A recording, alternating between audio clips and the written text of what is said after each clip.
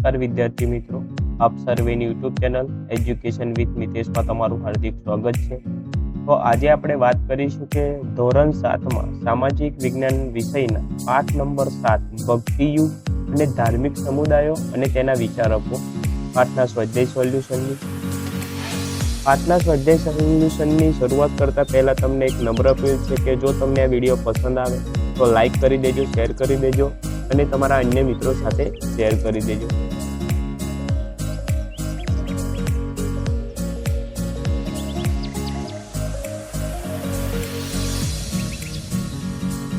પ્રથમ પ્રશ્ન છે કે નીચેના પ્રશ્નોના એક વાક્યમાં ઉત્તર આપો। તો પ્રથમ પ્રશ્ન છે કે દક્ષિણ ભારતમાં ધાર્મિક આંદોલનોનું નેતૃત્વ કયા સંતોએ કર્યું હતું? એટલે કે જવાબ જોઈએ તો દક્ષિણ ભારતમાં ધાર્મિક આંદોલનોનું નેતૃત્વ શંકરાચાર્ય અને રામાનુજાચાર્ય નામના સંતોએ લીધું હતું। પ્રશ્ન નંબર 2, બંગાળમાં હરિબોલ નામનો મંત્ર કોણે ગુંજતો કર્યો હતો?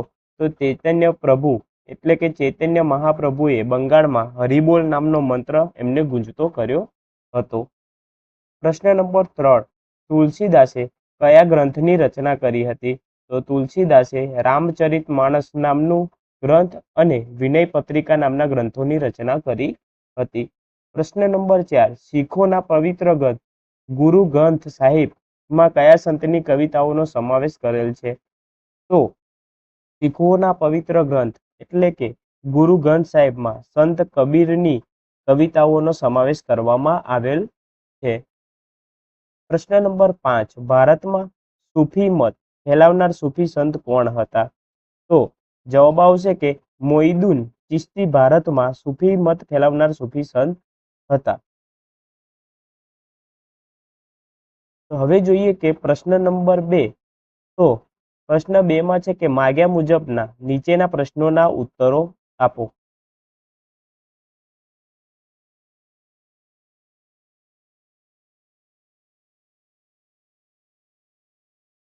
પ્રથમ પ્રશ્ન છે કે ટૂંકનોટ લખવાની છે આપણે। ટૂંકનોટ છે કે સૂફી આંદોલન વિશે ટૂંકનોટ લખો। તો સૂફી આંદોલન એ ભારતમાં મધ્યયુગ દરમિયાન થયેલા ધાર્મિક આંદોલનો પૈકીનું મહત્વનું એક આંદોલન છે। સૂફી આંદોલન એ ભારતનું ધાર્મિક અને સામાજિક આંદોલન હતું। તેને દેશમાં હિન્દુ મુસ્લિમ સાંસ્કૃતિક સમન્વયનો જન્મ આપ્યો હતો। સૂફી શબ્દ ઇસ્લામના ધાર્મિક વિચારો દર્શાવે છે। તેનો મુખ્ય મત ઈશ્વર અને માનવી વચ્ચે પ્રેમનો સંબંધ સ્થાપિત કરવાનો છે। આપણે જોઈએ કે ભારતમાં સૂફી મત ફેલાવનાર મુખ્ય 4 પરંપરાઓ હતી। એક છે ચિશ્તી, સુહારાવદી, કાદરી અને નકશબંધી। આ 4 સૂફી મત ફેલાવનારી મુખ્ય 4 પરંપરાઓ હતી। તો સૂફી આંદોલનમાં ચિશ્તી અને સુહરાવદી પરંપરા ખૂબ જ લોકપ્રિય બની હતી। જ્યારે બગદાદમાં શિયાબુદ્દીન સુહરાવર્દી પરંપરા સ્થાપિત કરી હતી। તે કોમી એકતાનું એક ઉમદું દ્રષ્ટાંત છે। જ્યારે મોહિઉદ્દીન ચિશ્તીના અવસાન પછી તેમને મહાન સૂફી સંત તરીકે ખૂબ જ પ્રખ્યાત થયા હતા। મોહિઉદ્દીન ચિશ્તી ઉપરાંત કુતુબુદ્દીન બખ્તિયાર અને બાબા હરિદુરીન ગજ એ શંકર અને નિજામુદ્દીન ઓલિયા અને ખાજા બગી બિલ્લાલ અને શેખ અહમદ સરહિદી વગેરે ગણનાપાત્ર સૂફી સંતો હતા। દક્ષિણ ભારતમાં શેખ બુરહાદીન નામના એક ગરીબ લોકપ્રિય સૂફી સંત થઈ ગયા હતા। પ્રશ્ન નંબર 2 કે ભક્તિ આંદોલનના લોકો શા માટે પ્રિય બન્યું? એટલે કે ભક્તિ આંદોલન છે એ લોકોમાં શા માટે લોકપ્રિય બન્યું હતું?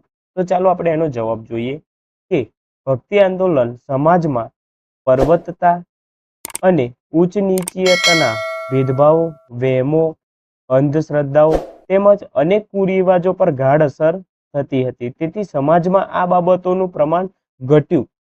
તેથી સમાજમાં ભક્તિ આંદોલન લોકપ્રિય થયું। બીજું કારણ છે કે સામાન્ય લોકો પણ ધર્મનો સાચો અર્થ સમજવા લાગ્યા। એટલે કે જે આપણા સમાજના જે સામાન્ય લોકો છે તે પણ ધર્મનો સાચો અર્થ સમજવા લાગ્યા। તેથી ભક્તિ આંદોલન લોકોમાં લોકપ્રિય બન્યું। ત્રીજું કારણ છે કે ઈશ્વર બધાનો છે અને આપણને તેની ભક્તિ દ્વારા મેળવી શકીશું અને તે જ દ્રઢ શ્રદ્ધા લોકોમાં પ્રસરવા લાગી. નેક્સ્ટ છે કે જુદા જુદા ધર્મો વચ્ચેના ભેદભાવો ઓછા થયા. બીજું છે કે દરેક સંતે સદભાવ, સદાચાર અને ભાઈચારાનો સંદેશ આપ્યો, જે લોકોને ખૂબ જ ગમ્યો હતો. નેક્સ્ટ છે કે બધા સંતો, આચાર્યો અને વિચારકોએ સરળ લોકભાષામાં ઉપદેશ આપ્યો. વળી તેમને લોકભાષામાં જ સાહિત્ય અને પદોની રચના કરી હતી, જે લોકોને સમજવામાં ખૂબ સરળ બન્યું. તેથી તે સાહિત્યની જન સમાજ પર ગાઢ અસર થઈ અને તેથી ભક્તિ આંદોલન લોકોમાં પ્રિય બન્યું.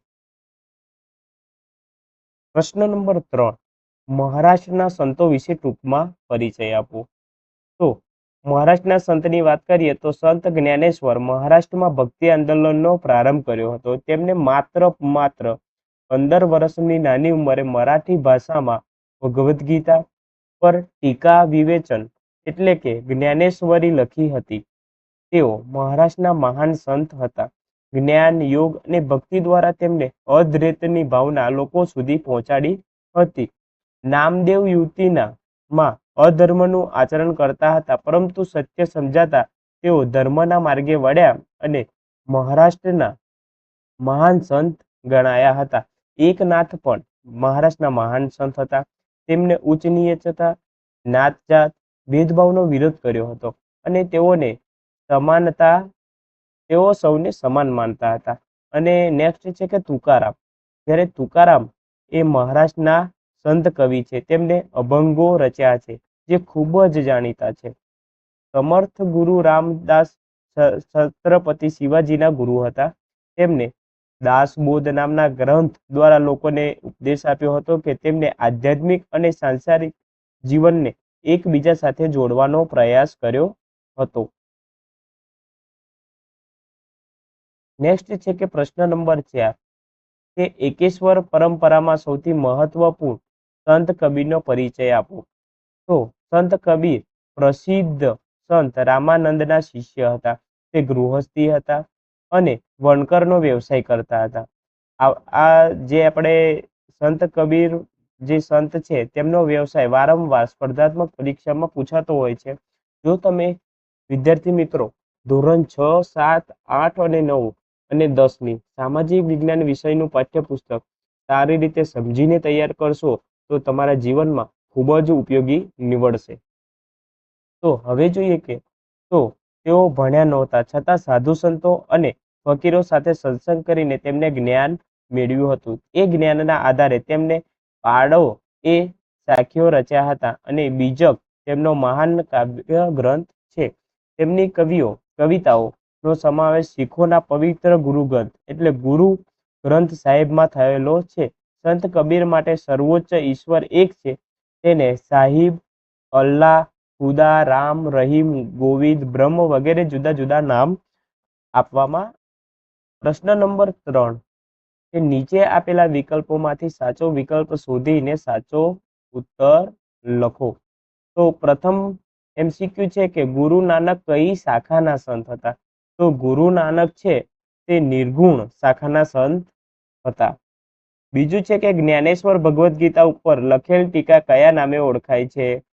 તો જ્ઞાનેશ્વર ભગવદ્ ગીતા ઉપર લખેલી ટીકા જ્ઞાનેશ્વરી ના નામે ઓળખાય છે.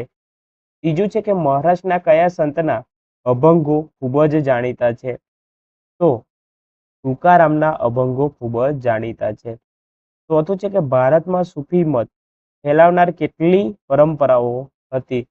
તો ભારતમાં સૂફી મત ફેલાવનાર મુખ્યત્વે 4 પરંપરાઓ હતી.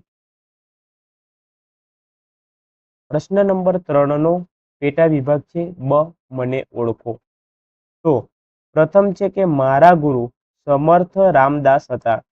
તો તેનો સાચો જવાબ આવશે શિવાજી. પ્રશ્ન નંબર 2, કે હું મહારાષ્ટ્રમાં ભક્તિ આંદોલનનું મુખ્ય કેન્દ્ર હતું. તો વિડોબા મંદિર છે તે મહારાષ્ટ્રમાં ભક્તિ આંદોલનનું મુખ્ય કેન્દ્ર હતું. ત્રીજું છે કે અજમેરમાં ચિશ્તી પરંપરાની સ્થાપના કરનારો હું હતો. તો મોઈદુન ચિશ્તી જે અજમેરમાં ચિશ્તી પરંપરાની સ્થાપના કરનારો મુખ્ય હતો.